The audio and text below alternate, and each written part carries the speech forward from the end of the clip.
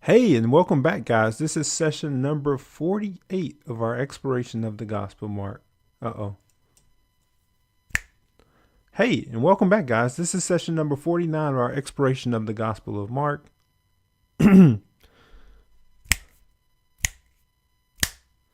Hey, and welcome back, guys. This is session number 49 of our exploration of the Gospel of Mark. And in this session, we'll find Jesus standing before Pontius Pilate, accused and condemned by the chief priest. This passage further demonstrates Jesus being in control even in the face of death and standing before a man who has the power to free him and saying nothing. We'll take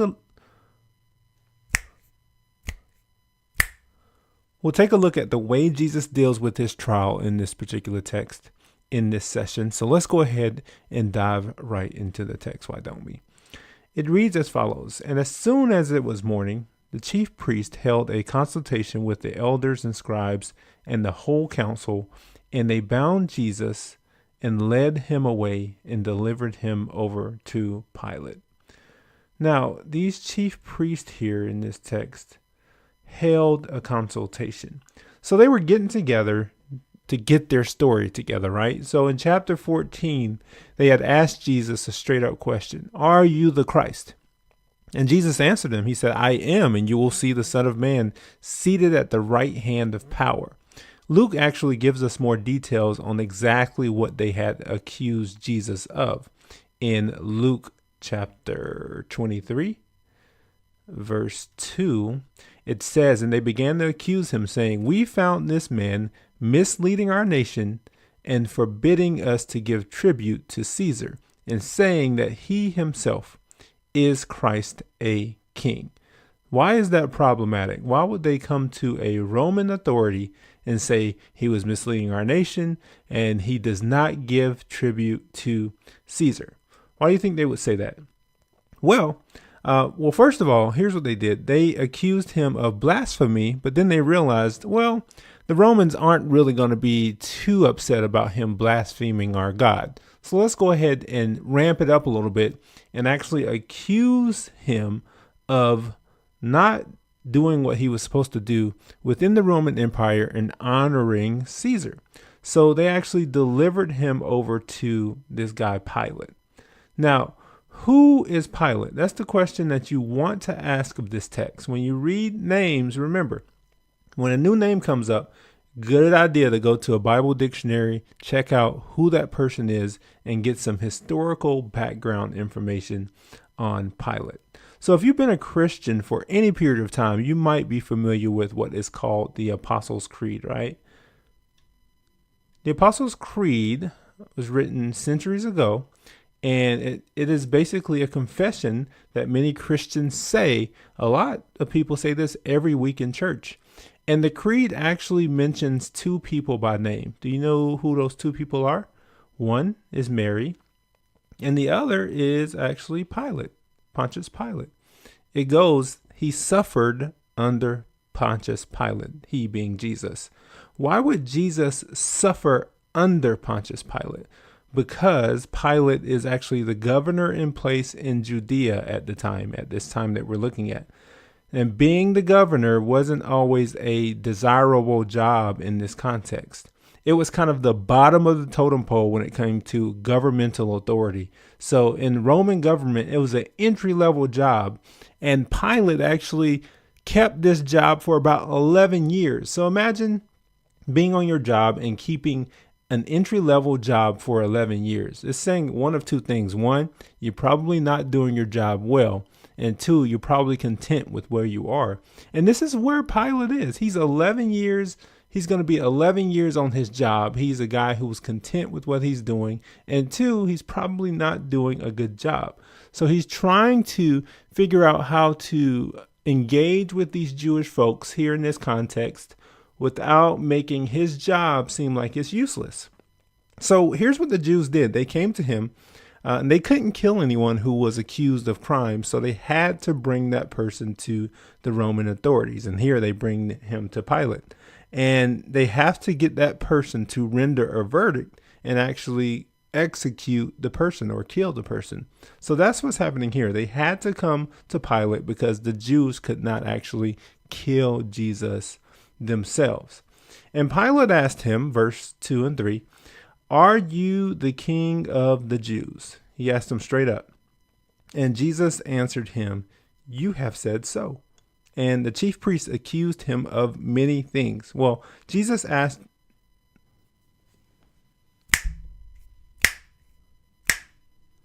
asked Jesus a very specific question. Are you the king of the Jews? Why is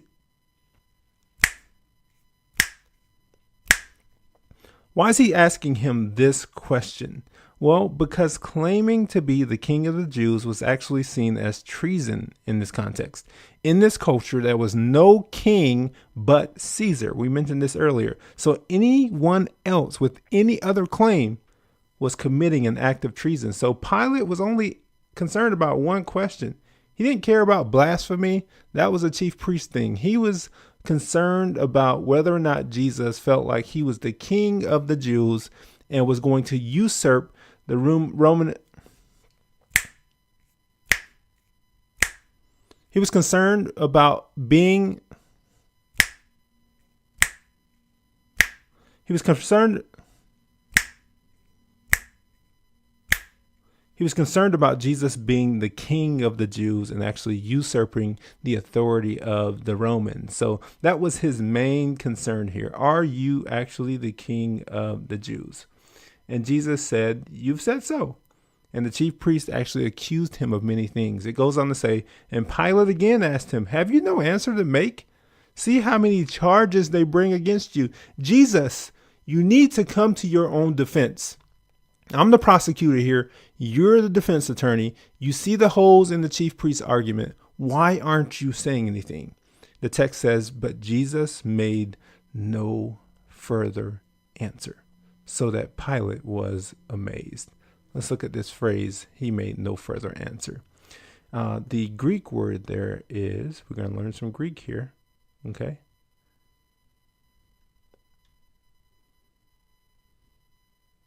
It's ukate udin. Ukate udin. Say that with me. Ukate udin. And it means literally no longer nothing. It's a double negative. So in the English language, double negatives actually make a positive.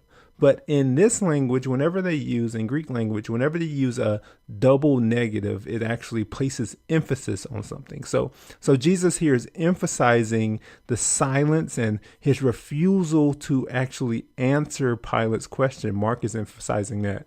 So this is actually the fulfillment of a messianic prophecy. If you want to look at Isaiah 53, verse 7, it says, "He was oppressed and he was afflicted, yet he opened not his mouth, like a lamb that is led to the slaughter, and like a sheep that is before its shearers is silent, so he opened not his mouth." Now, interestingly, Pilate would later write just that on an inscription above Jesus' head.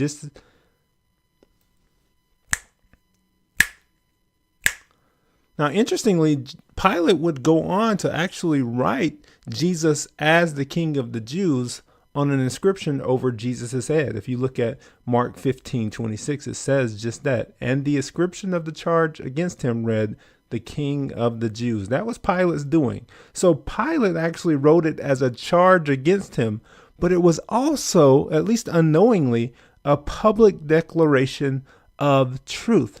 So Pilate was declaring this truth when he was actually trying to be tongue in cheek about it. So he actually made that declaration himself. Now, at the feast, he used to release for them one prisoner for whom they asked. This is Pilate. And among the rebels in prison who had committed murder in the insurrection, there was a man called Barabbas.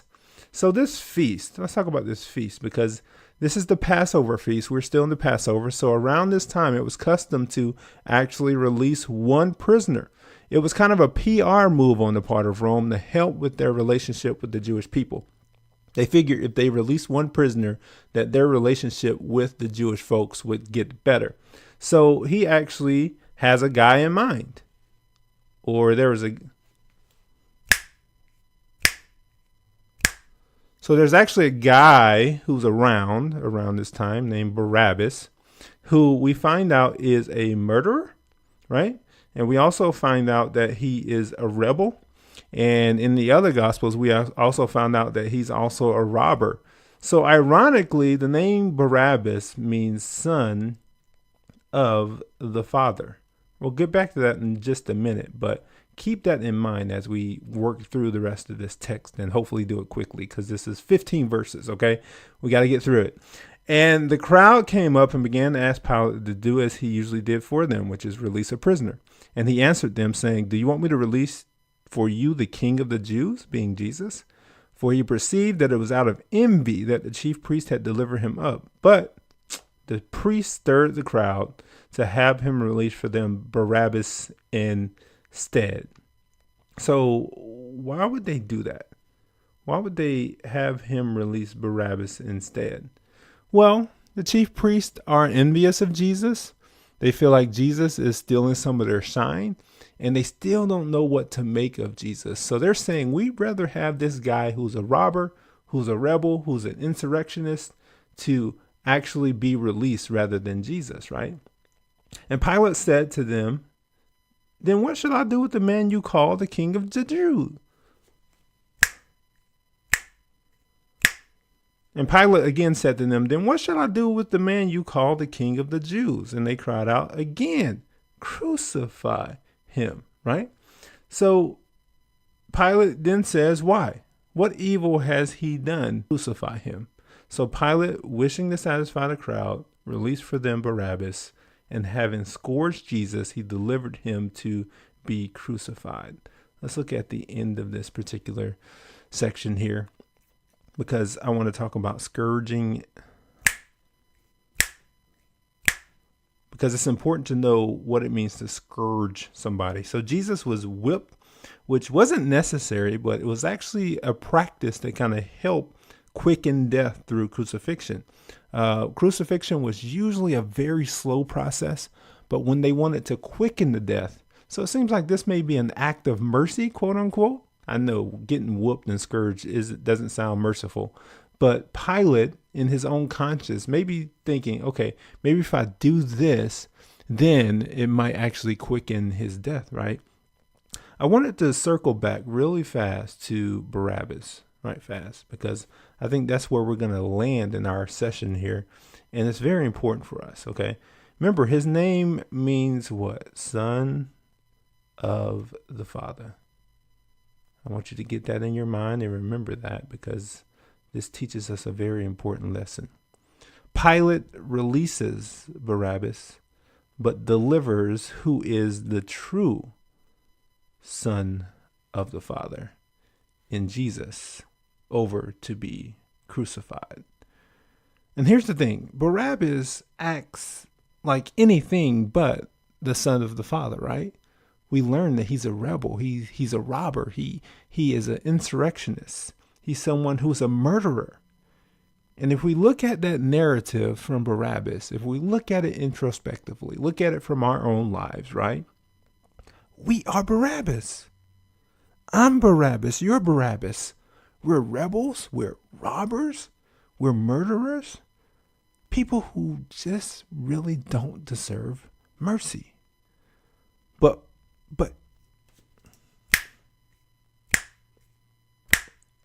here's the thing. We're the ones for whom Jesus remains silent, or for whom Jesus was delivered over to be crucified, so that you and I can indeed become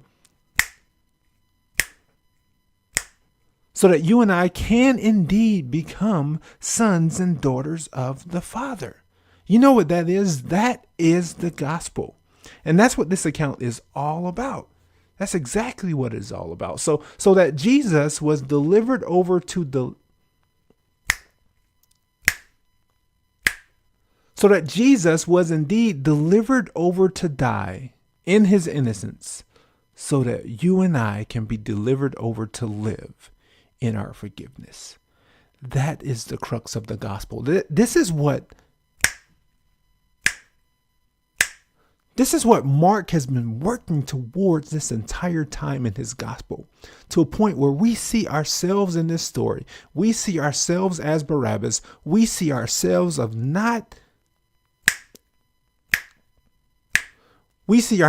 not deserving the mercy of God.